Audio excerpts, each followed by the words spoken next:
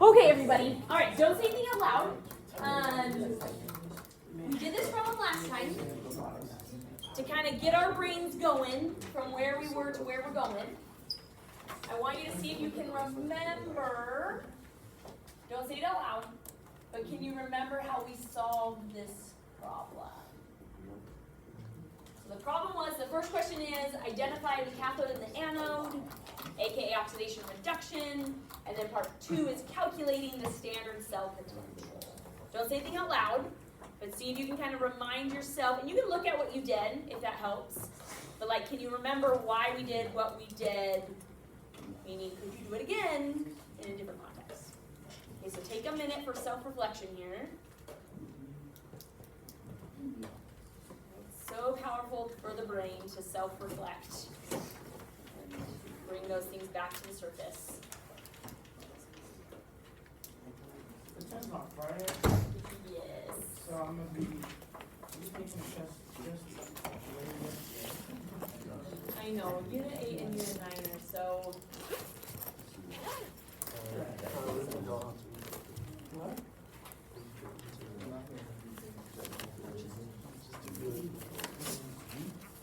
That's true, we are just doing Good work. it's as a class though, right? Like if the class does better than B6, you guys don't have to do any retakes. Alright, let's clutch up, guys. Let's study for like a whole day straight. Tomorrow, like skip school to study. No, but. Okay, anyone by raise a hand, Obviously. walk us through how we solved this problem and the whys behind it? Remember? You find the oxidation and reduction first. Benny, go ahead. Alright, everyone listen. The more negative number is positive because you need it to be positive. Good, so big picture that we talked about last time was standard cell voltage potential, is that in order for it to spontaneously happen, which is typically the goal, like typically you don't want to build a battery, well it's not even a battery, you don't want to build a cell that you have to power unless you're trying to create a certain product, which we'll talk about today as electrolysis. But generally speaking, and the key word here, right, is it's like a voltaic cell. That means we want it to just happen. Galvanic is the other word. They could also just say spontaneous, right? All of that means the same thing, basically. Yep, all means the same thing, that we want the voltage to be positive. As written, these reactions are both being reduced. That's not going to work. Something has to give up their electrons, so we're trying to figure out which reaction do we need to flip, which then would flip the sign. So in order for these to come together and be positive, this one has to be the one that flips inside. Because otherwise, if I flip this one an atom, it's still negative. So that tells me that this is going to flip, meaning this one's being oxidized, this one's being reduced. Which one does the anode happen at? Or what happens at the anode? Yeah, so this is the anode. Remember, it helps you anox and red cat. Okay, so this is what happens at the cathode, this is what happens at the anode, and then your overall cell voltage would just be this positive and atom together. Okay? So that's kind of where we left off last time, was this idea of calculating the standard cell voltage. What we're now going to look at is how we then can connect voltage to delta G and thermodynamic favorability. Okay? So if it's going to be thermodynamically favored, what do we want our E value to be? Yeah, positive voltage, right? We need positive volts for it spontaneously to be a battery. Okay? What's the sign of delta G do we want? Negative. Okay? So this guarantees thermodynamic favorability. This guarantees thermodynamic favorability. You can't have this and not be this, like, or vice versa. Like, they have to be together. They both tell you the same information. Okay? Both of those mean it's thermodynamic. Yep. Now, what about delta H and delta S? Do those have guaranteed thermodynamic favorabilities? No. Not individually. Right? Like, you cannot just have delta H and be like, oh, it's thermodynamically favored. Together, what's the combination to be Negative, positive. So we need negative delta H and Positive delta S. positive delta S, but they have to be together, right? Like if it's just exothermic, you don't know for sure without knowing more information to predict it. If it just increases in entropy, same thing, you can't guarantee that it's thermodynamically favored. But if they're both, then it has to be. Okay? Alright, so then our last one was K, our equilibrium constant. Does anyone remember what is the relationship with K and thermodynamic favorability? What does K tell us? Products over reactants. So if it's going to be thermodynamically favored, what are you going to have more of? Products, which means K is going to be bigger than 1. Yeah, a little tricky because it's never going to take me negative, right? But you're on the right note, so more products. So all of these are linked, right? Like if it's this, it has to be this and this, right? These ones, once again, aren't the guaranteed unless it's linked together. So we know when we flip the right reaction, then this is thermodynamically favorable? Yep. And in order for a battery to work, it has to be thermodynamic. Yes. Otherwise, it just It doesn't happen unless you heat it's it up. almost very similar to like if you put the battery in backwards, right? It doesn't work Oh. because you're trying to send the electrons the opposite direction they want to go. So I was wondering why I had to put it in there. I mean, I guess it makes sense because it's the positive negative side, so it's just like. Yeah, but it's all about the flow of the electrons. Okay, so this first reaction, we're going to do a few different mathematical equations today. This first one is connecting these two together. So if I have one, I can find the other. This is on our formula sheet, so we don't have to memorize it. But it's delta G equals negative NFE. Why is it capital F and E? So going through our variables, so E is what? Our voltage. Yep, so that's our cell voltage. Why can't we just use V? Like in Because most. that's no fun. I don't know. It's probably like starts with the E. I'm just saying because like in electronics world, everyone just uses V. Well, so we do use V for the unit, but we say E equals 2 volts. So we're saying that the cell potential is 2 volts I guess that makes sense. versus saying V equals What does the E stand for? Just E. the electrochemical cell potential. I guess it's better that than E then. So F is a constant known as Faraday's constant. That feels like a.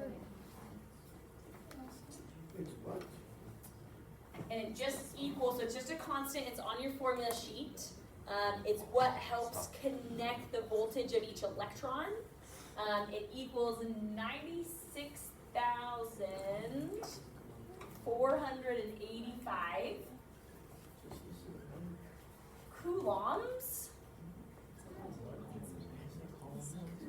per mole of electron. Is it actually pronounced coulombs? No, well, I've heard it both ways. I say coulombs, like coulombs.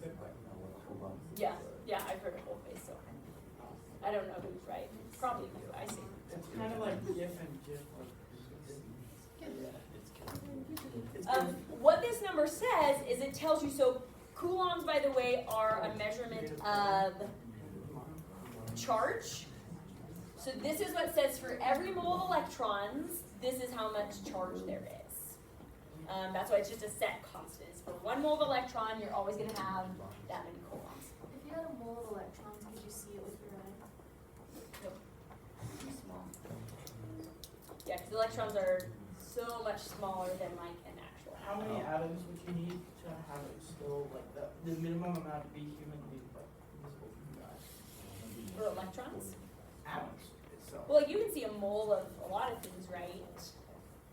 Because like, but that's like a lot of atoms, right? I don't know. There's some really big molecules, so I wonder what's like the smallest mole amount you could have and see it. Well, it depends on whether or not, is it the naked eye or like a microscope? That's also true, right? We've We've seen N in other formulas before, and remember what N equaled in Perknert? What? Moles. Yeah. Now the difference here is this one is specific to electrons. So it's how many moles of electrons are flowing at like per metal ratio. It was like pressure, right? Uh-huh. Pressure equals volume. Like, I can't remember. Volume times It was like some constant times. Yep, RT. R, that's it. Okay, let's try a problem. Any questions on the setup? Okay, let's do a problem with it. Wait, so if we calculate, if we have n f and delta g comes out as negative, and you know it's Yep. But technically, Jack, if you know this is positive, you already know it's thermodynamic. But it is a good way to check a little bit, because like it's impossible for this to be positive, and that also be positive. Like something is off there. So yeah. It's just delta G is just a different way of looking at the energy value of it versus looking at it in a voltage. Delta G is now in joules, so it's a joule measurement. So, okay, let's look at this problem, and it's really going to kind of connect last times to this times, and then back to equilibrium units. So there's 3 parts to this question. It says, use the standard reaction potentials to calculate the standard free energy taken delta G and the equilibrium constant at 298 Kelvin for the given reaction. Oh, first off, there's a typo here. Scribble off this plus sign. So that's supposed to be here. I apologize. Yeah, that wouldn't make sense. Yeah, it's really messed up. All right, so step back going to the beginning of our unit. We need to identify what is being oxidized and what's being reduced in this reaction. So what do I have to do to figure that out? AG is getting oxidized, Find correct? the loss or gain of electrons. How do you know that? Because it's losing electrons. Good, so we have to identify their oxidation states to see is it losing or gaining electrons. So this one's at 0, because it's just by itself and doesn't have charge. Oxygen would be at 0, because same thing, it's all by itself, doesn't have charge. Okay, hydrogen is at +1 because it's an ion.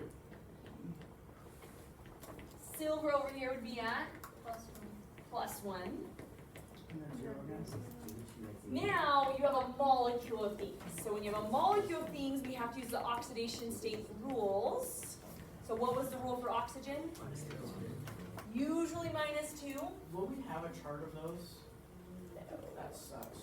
Yeah, so that is one thing you do need to know how to do oxidation states without the chart. By Friday. So we're gonna have to memorize all that? Well, Yes. what if you just like, oh, Whatever. well, silver's being Guess I oxidized, forgot and if so you I know that the mentioned- other two are being reduced. Is that like, Sucks. In this case, because you don't need an actual number, sometimes the number is part of the answer, like what is the oxidation state. But definitely there are some ways. And really with the rules, Tyler, here's my, this is how I do the rules. Oxygen is usually -2. Hydrogen is +1 or -1, right? But it's normally +1. Do you remember when it switches to minus? It's a metal. Yeah, so if it's with something on the same side, because metals are never negative, then it's going to be Okay. negative. So oxygen's always -2, hydrogen's +1 or -1, depending on if it's with something on the opposite side or the same side. And then honestly after that, it's just you have to add it up to be 0. Like those two things play such a huge role in oxidation numbers that once you figure those out, the other one is just what does it need to be 0. And then like these columns are just their column, right? So like these ones are +1, these ones are +2. That's pretty much the rules. You know, I love Most of the hydrogen. rule is like It's the my algebraic favorite. math, which if you go back and look at it, hopefully you'll remember that part. But yeah, Nate. On the homework, like on 4.9, you had it being -1 for hydrogen, but it was with carbon, That's where you insert. so that didn't really make sense. I'll take a look at it. 'Cause yeah, it should be negative, or should be positive if it's with a non-metal. Okay, so now what's being oxidized and what's being reduced? AG's being oxidized. Good, so silver is being oxidized and, AG is being reduced. oh, I forgot to do hydrogen. What would be hydrogen's oxidation number here? Mine +1. So hydrogen's a spectator, doesn't change. But oxygen goes from 0 to -2, so it's being reduced. Okay? Alright, so our goal here is we're trying to calculate the voltage for this cell. What does E equal? So once we know what's being oxidized and what's being reduced, we'll then be given a table that has voltage values. For simplicity, I didn't put it here, so we're gonna flip back to it, but on the AP test, it would be just within the problem itself. So we need to look on our chart. I'm gonna write them over here so we can see. We need to find the reaction where Ag is becoming Ag plus, and then O2 is turning into H2O, simply speaking. Okay, so I'm gonna flip back. You can look back on yours too if you want. Flip back to our table here. So we need to find Ag to Ag plus and O2 to H2O. Let me know if you see one of those. AG's up right. I find It's right on the O2 line. O2 plus 2H. AG is 0.8. Yeah, so silver's right on the line. Now, is it written as I have mine written in? I don't know, is this on the line? No. No, it's the opposite way. Opposite. So Because it's the negative. table's always listed as only reductions. But in our case, the silver's being oxidized. But how does that change the value? It makes it a negative. Yep, so it's 8.8 or 8.0? It's just 8, 0. I found the O2 to H2O one. Good, what's that right above value? it. It's like 2 above it, it's just Oh, O2 plus yep, 4H. right under. So O2, there's other things in there, but we're just looking at the big change. So O2 changing to H2O gives a voltage of 1.23. Honestly, on the AP test, it'll probably be easier because they're not going to have a giant table to look over. It will just give you The value. the specific values. But the biggest thing is recognizing the thing that gets oxidized, you got to flip the sign of it. Okay, so then we add those together, and we get an overall voltage of 0.43.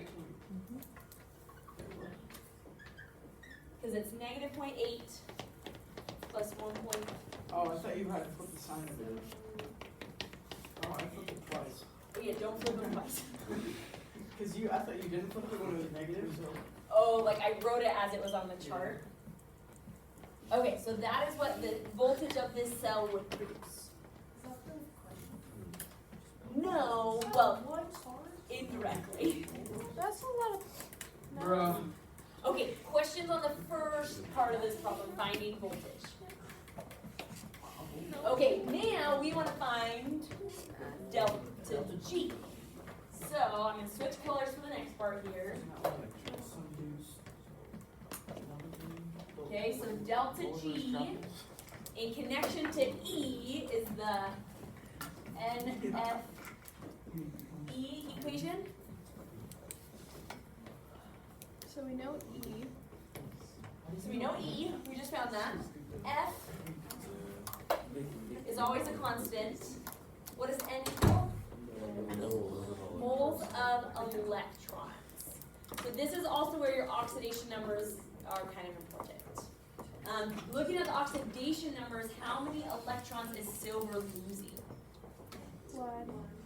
1. How many silvers do I have in the equation? 4.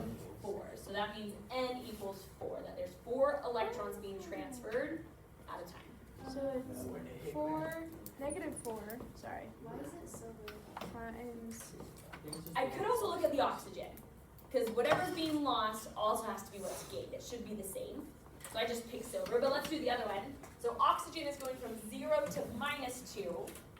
So that's 2 electrons, but in the transfer, there's 2 oxygens doing it. So a total of 4. But it's just like there's no sign, it's just 4 moles. Yep, it's just 4 moles of electrons. Okay. Questions on how we found N? So delta G is negative 4? No, that's N. Oh. So N equals that, so now plug in F, which is 96,000, I already forgot again, Oh wait, yeah, that's already wrote down. 485 coulomb per mole of electrons, Times, what, 4.3? Yeah. times 0.43 volts.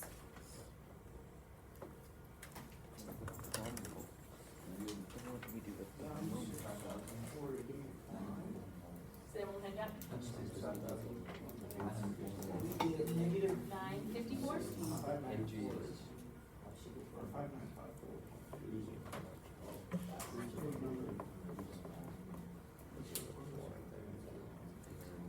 Okay, before we talk about units, any questions on the setup? So I'm a little confused on N still. Like how we got the 4? Yeah. So it represents how many electrons are transferred as the reaction is happening. So since silver goes from a 0 to a +1 charge, that means each silver atom is losing 1. Okay. But you have 4 silver atoms doing it, That's, so 4 total. and why is it silver instead of any other thing? We're just tracking the electrons. So I know silver is the thing giving them up, so I'm just going to see how many is it giving up. It's only the one it's losing, not giving. This should be the same too, this should also be 4. So it's going from 0 to -2. Oh, but there's two issues. It should be the same. You can look at the oxidation or the reduction. Yeah, It but should be the same. 0 to -2, that's gaining electrons, so we're not getting, so we lose it. It just represents how many, Okay, so. right? Because you can't have -4 electrons. Oh, negative N, okay, yeah. So the number here is just how many electrons. It doesn't show like if it's losing or gaining. It's just total. I didn't see negative N, I thought it was, you were getting negative for it, because you were losing two electrons. Oh, gotcha. No, the negative is just part of the equation. So, okay. Any other questions on the setup? Okay, units. What's our final unit here? Whatever delta G's units are. What should it be if it's delta G? Let's see. It should be in joules or kilojoules. Based off what we have in our problem, do you see that? I don't know. It's C times V. Is what So- I'm seeing. Looking at this, moles of electrons can cancel out with moles of electrons. That's it. So then you end up with coulombs times volts, but we need joules. Maybe coulombs. I don't know. It is. Yeah, so on your formula sheet, there's a mathematical equation or like unit relationship that 1 volt is a coulomb, is a joule per coulomb. Okay, it's on your formula sheet. So instead of putting volts here, I could write it as that because then it kind of shows it better. And then the coulombs cancel out. So it's nice because you don't actually have to do any conversion, but it is important to recognize that kind of thing. So, okay, part 2 done. Ready for part 3? There's part 3. It is a very big number. I probably should have written A, B, C to make you feel better. Yeah, I thought we were done. Okay, Yeah, I did too. so we found E. We found delta G. Okay. Now we're gonna find K. So this is connecting like all the constants that we talked about together. So this formula, also on your formula sheet, we wrote it down 2 times ago, this equation, for delta G. So another equation you have for delta G is delta G equals negative RT times the natural log, so that's ln. I was taught to write natural log in cursive. That's what That's I how had you're taught to. because then it's not a 1. Yeah, it doesn't really. So that says ln in cursive, it says cursive. But natural log of k. That's what delta G is. So it's on your formula sheet. So if you look on your formula sheet, you have technically have 4 different equations for delta G, just depending on what you have and what you want to know. So, okay. Now this is the harder part of this equation. Is if you're not familiar with working with a natural log. If you are, it should hopefully be very straightforward. If you aren't, the biggest thing to look at it is a natural log is a mathematical function. It's similar to a log. And so if I'm trying to isolate k, I want to get the variable k by itself. The first thing I need to do is remove everything that's not part of that function. So I'm going to start by dividing by negative RT. Because once again, the question is we're trying to find what is k. Well, what is negative RT? So R is one of our constant, is the same R from PV equals nRT, and T would be temperature. Yep. All right. So then I'm going to rewrite it. So we have the natural log of K equals the natural log of K. So this is like, fun fact, this is like an arrow you want to use if you're like doing a whole equation. You're saying like this equation now equals this equation. Yeah, that is.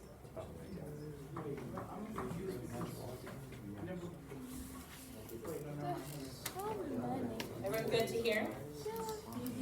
Okay, so now, how do I get K by itself? Yeah.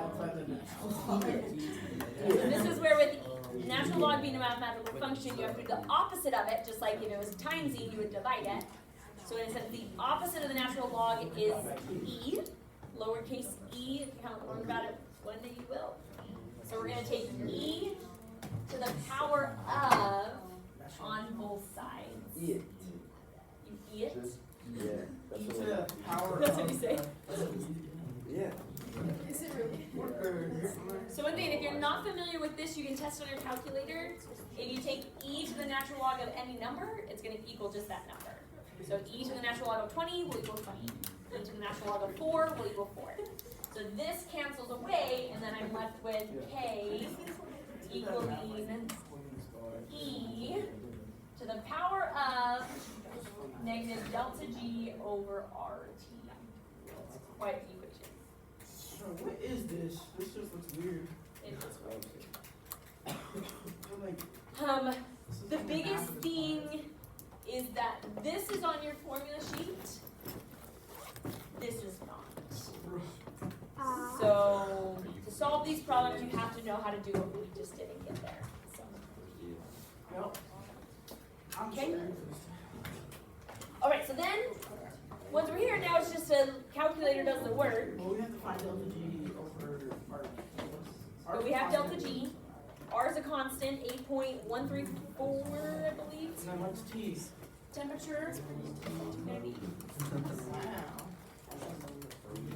And then plug that all into your calculator. E to the power. 8.314.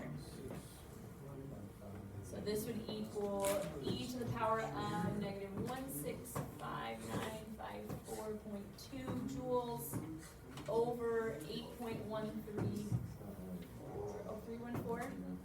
8.0314? No, 8.314. And this is joule per mole Kelvin. Wouldn't you flip the sign of the delta G because it's supposed to be negative, so it'd be like. Sorry, I need to like do a double. Yeah. So in a sense, the delta G is negative and it's to the negative. So that's positive. Yes, but don't lose this negative and don't lose So what was R? 8.314. Where's T? Is that on the formula sheet? It is, yeah. Wow. If you remembered, if you have your formula sheet handy, there are various values for R that we've used, but we picked this one because it's in the unit of a joule, just like our delta G is. So that's why that's the R that we picked. And then I remember you get a really big number, like But it's times in moles. 10 to the 29. It's in moles. But I don't remember the first part. Well, it's over moles. 1.23, thank you. So 1.23 times 10 to the 29 is what K equals. You know, Alvin, that's a lot of math. It is a lot of math today, yes. So, I didn't get that. I don't know if I'm typing it wrong. So type this in first. Did you type all that in? Yes. And then you have to do e to the power of that answer. Oh, okay. Does it screw it up if I just do it all in one? No, as long as you put this in for like the top part all in parentheses. I did though. Does yours show what you typed in? Yeah, I just cleared it. I'm gonna try it one more time. Make sure like, if you do it all at once, you need quite a bit of parentheses, because you need I did parentheses for the top, the bottom, and the thing.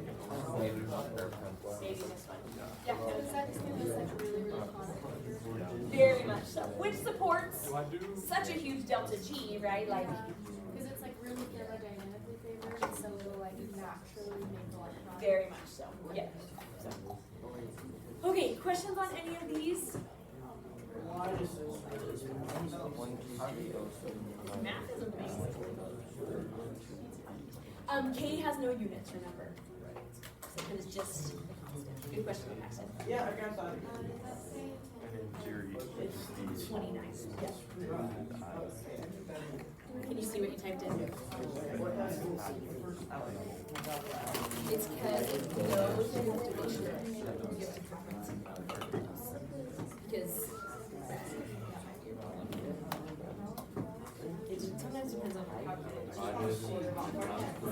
Yeah, you don't want to have the right setup and then get it wrong. Because of how you set it. So. That's what I did. Yeah. Wow.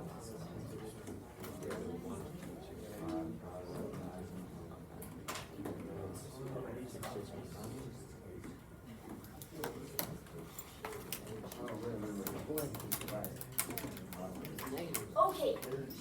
No, because. We're going to talk about, there's a lot of equations in today's lesson. Oh yeah, go ahead. So. Yeah, I got it. That's what Tyler's getting too. That's what I'm getting. Yeah, I don't understand.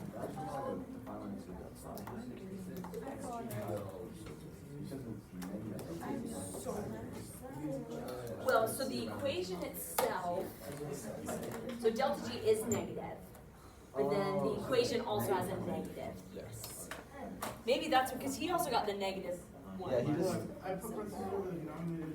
Yeah, I think he did delta the G same thing I is did. negative. So you have, it's a negative reaction, but then delta G is negative, so the negatives like cancel, and it should be positive. That's what this ended up. Or just get rid of it.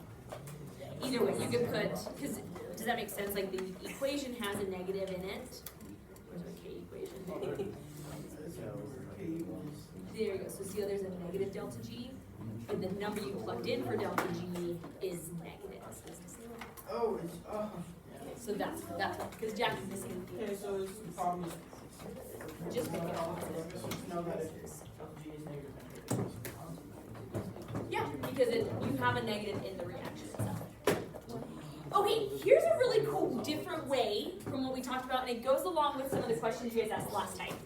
Does anyone remember when we were looking at our voltage chart, what was like the theoretical max voltage you could get when we were comparing things? Like 5. Good, yeah, like it was just like close to 5, right? If you took the top one, which was fluoride, and did a battery with lithium, because those are like the two extremes of voltage, the max it could add up to is 5.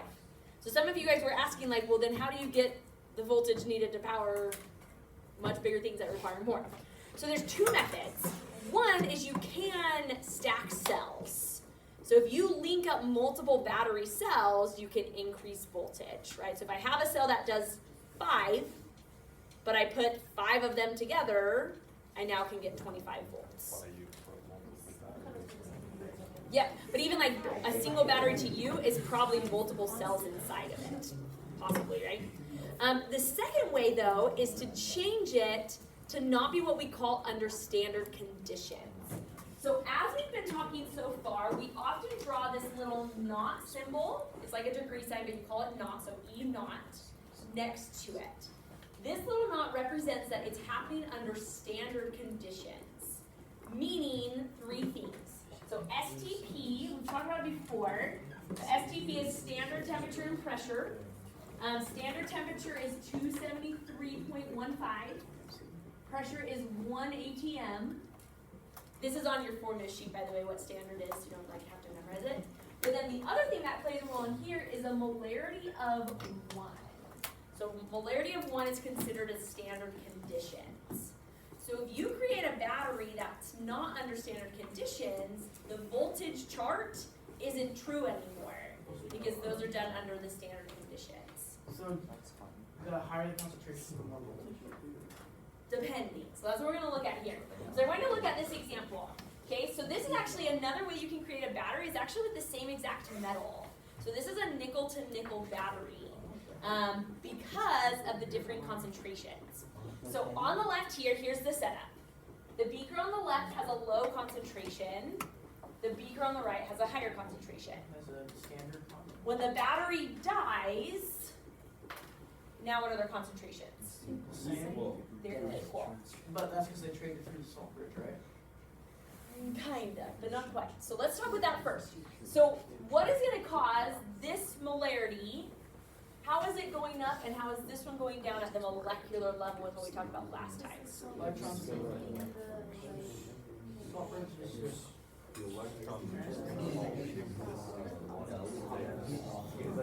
There you go. Okay, everyone bring your eyes up here real quick.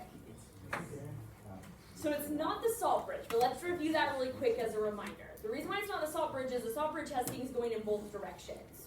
So in terms of changing concentration, if some things are going left and some things are going right, that's not going to increase or decrease the concentration. How do I know in a salt bridge though? So remember, the salt bridge is the positive and negative highway. In this example, which way are the negatives in the highway going to go? How do you know, Brennan? Because it says? I must have gone there right on accident. Oh, good guess. Lily? Because the electrons are leaving the lesser concentrated ones, and so the ones that come to reinforce that charge. Good, right? It's like the circuit flow, right? So the negatives are going that way, electrons, the negatives need to go back. Now, cautious though. Is this negative an electron going back? No. No, electrons do not flow through the salt bridge. I know. They go over there and they stay over there. It's some sort of negative ion, right? Cl minus, NO3 minus, Br minus, take your pick, okay? Which then means the positives need to go. Okay, so it's not about the salt bridge though that's going to change the concentrations because, right, both are going both ways. So what did you say, Paxton? Why is the concentration changing? Good. So the other thing, right, is this metal strip, as it loses its electrons, will start So by the time it runs out, it'll be perfectly equal or relatively equal. dissolving, yep. And so if this dissolves, that's going to increase the amount of NIs in the solution. While on this side, what's happening? Yeah, it's taking the NIs out of the solution, and so that's why that concentration goes down. So kind of a cool way to think about a battery in a different way is that when a battery dies, it's because it's reached equilibrium. That's why it stops. It doesn't stop in a sense because it's totally always run out, but it's reached a place of equilibrium, and so now there's no reason to keep flowing electrons over. What happens when a battery gets like really old and starts like crystallizing all the weird stuff outside of it? Just the stuff inside of it, like if air starts getting into it, oxidizing with the air, other things like that, that then just cause it to do things you don't want it to do. So yeah, or just even like a crack in it, and so stuff starts leaking out. Yeah, a little bit. Okay, I have a question for all of you for a smiley face. Don't say it out loud. Okay. So it's all about, once again, that flow of electrons to get to equilibrium. So if I reset up this battery, and instead of this concentration is this concentration, if I did, let's say 1 times 10 to the negative 6, and I kept this one at 1, would that increase my voltage, decrease my voltage, or not change my voltage? Don't say it out loud. But if I change this concentration to this, is that going to increase my voltage, decrease my voltage, or no change?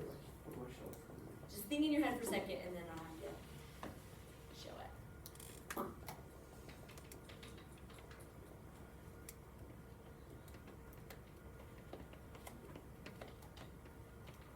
Okay, before we share, turn to your table, buddy, and share with them your thoughts. Ready, set, go.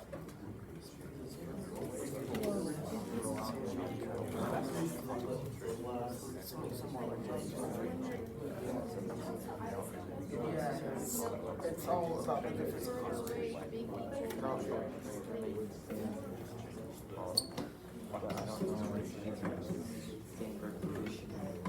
Either we're both right or we're both wrong. Said like molarity.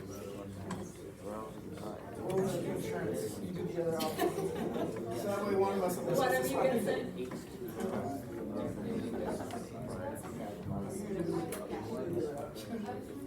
Okay, show me your thought, and then we'll talk together. So increase, decrease, or remain the same. Increase, decrease, or remain the same.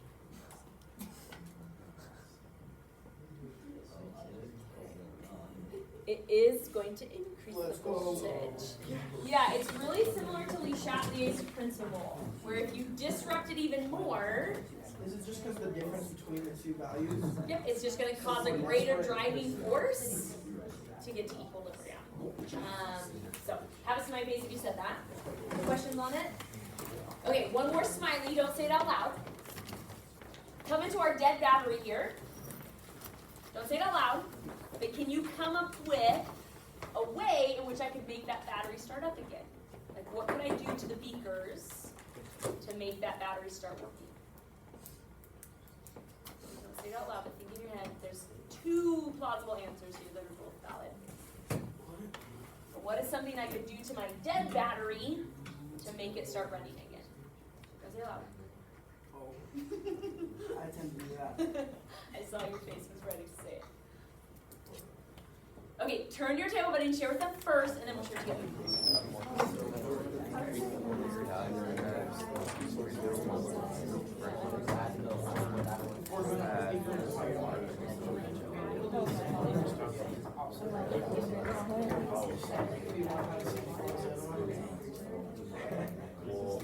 Or another way that you do is to power it just naturally. Okay, raise a hand. Let's hear ideas. Seth, go ahead. Add nickel to the right one. So if we increase the concentration over here, is that what you're saying? Or the left. It could be the same, because it's the same. Okay, wait, what are you adding where? Just nickel to either. Solid nickel, aqueous nickel, Aqueous. aqueous to which one? Either. You have to pick one. Right. So right wood, left wooden. Oh, I thought it was because they're the same substance, it doesn't really matter if they're both the same concentration. No, because the voltage only goes one way. Why does it only flow to the right? It could. So in terms of maybe your logic is okay. So first off, in order to get the flow we want, right? If I raise this concentration, then all of a sudden, yep, we have that disruption It's gonna start again. flowing. It'll start flowing that way. So good. If you got that, how's my face? What's another thing you could do, Annika?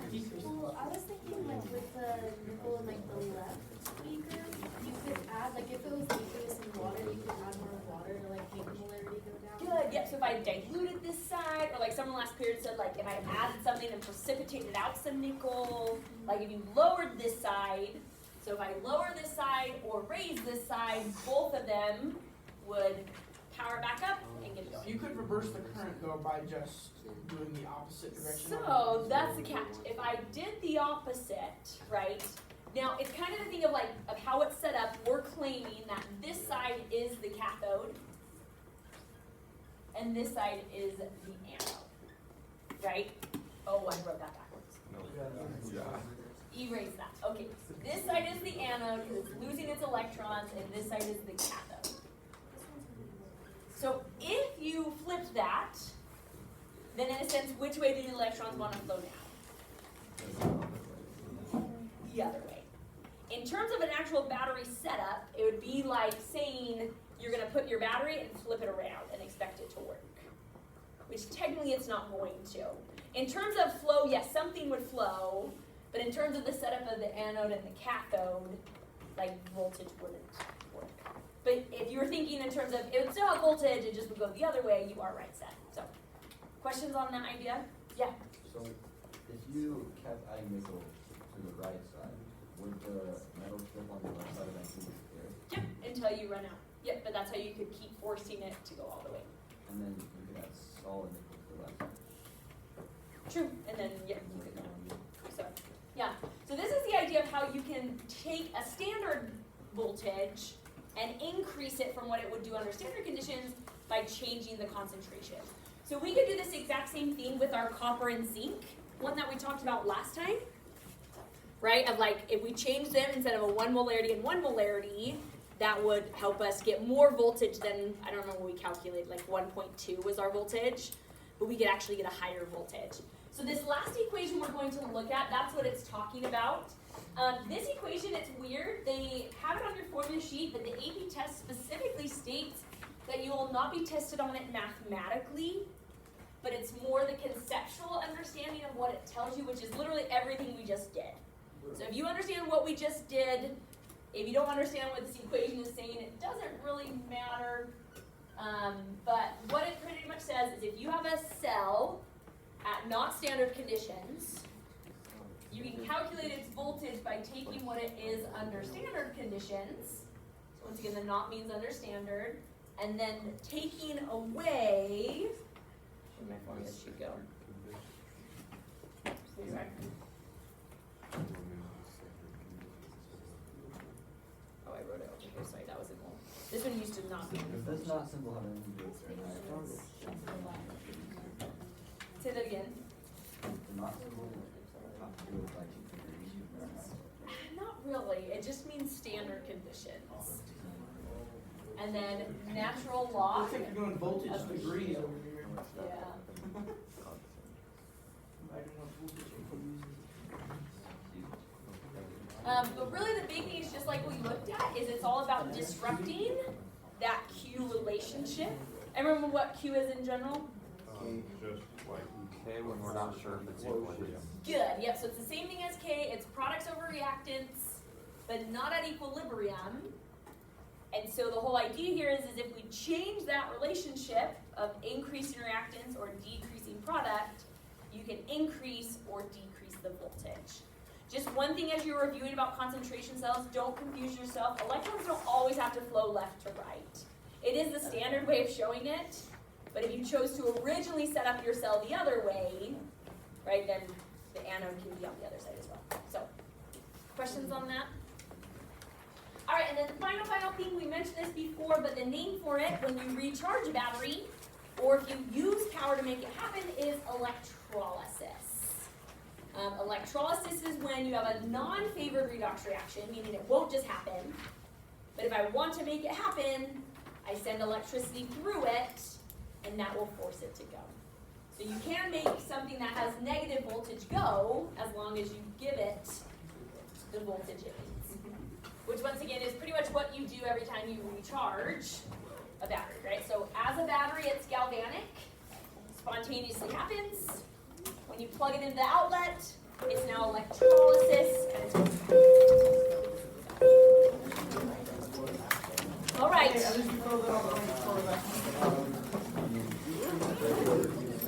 And it goes really fast. You want me to stop this? Yes, thanks, Aaron.